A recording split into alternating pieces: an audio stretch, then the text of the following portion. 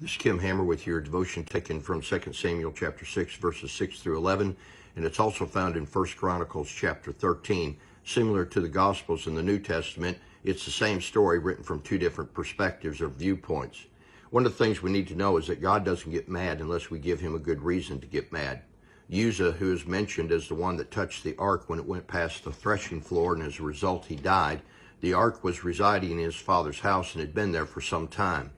Whenever it was that he reached up and he touched the ark, God considered it, according to the scriptures, as an act of irreverence. Why was it irreverent? Well, when you go to the book of Numbers chapter 4, verses 15 through 20, you'll understand why, that it tells very specifically that no one is to touch the Ark of the Covenant. In fact, nobody's supposed to move it but the tribe of Levi, according to the Word of God in 1 Chronicles chapter 15 and verse 2. And so when he reached up and he touched the ark, he did an action that was irreverent toward being obedient to God and taking God at his word.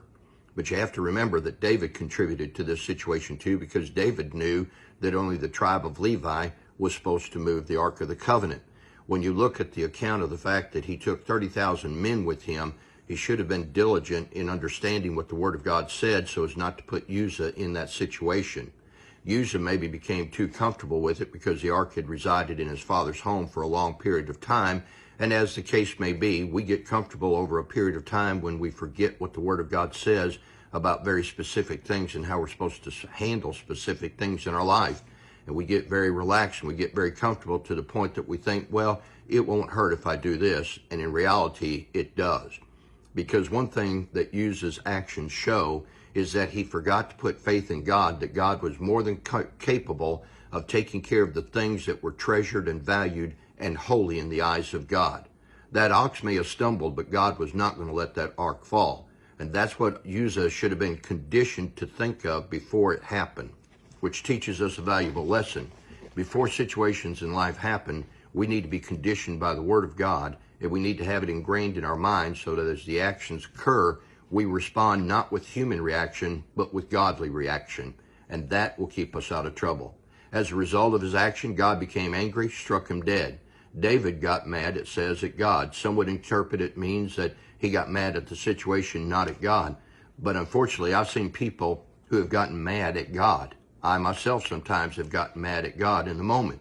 But then when I backed away, kind of like David did, and he began to analyze everything that was going into this situation, and he calmed down a little bit, he had a reverent fear of God and began to remember everything that he should have done as the leader to teach those 30,000 men better and to take the tribe of Levi with him and handle it exactly the way God said.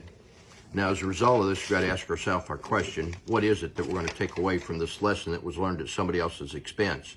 It's up to you to know the Word and what God expects. It's up to you to know what makes God mad. And before you get mad at God, ask yourself this question, what did I do to make God mad? And it's better to have a holy reverence of God than to fall into the hands of an angry God. 30,000 men went with David to retrieve the Ark of the Covenant. One person died. 29,999 men got the lesson.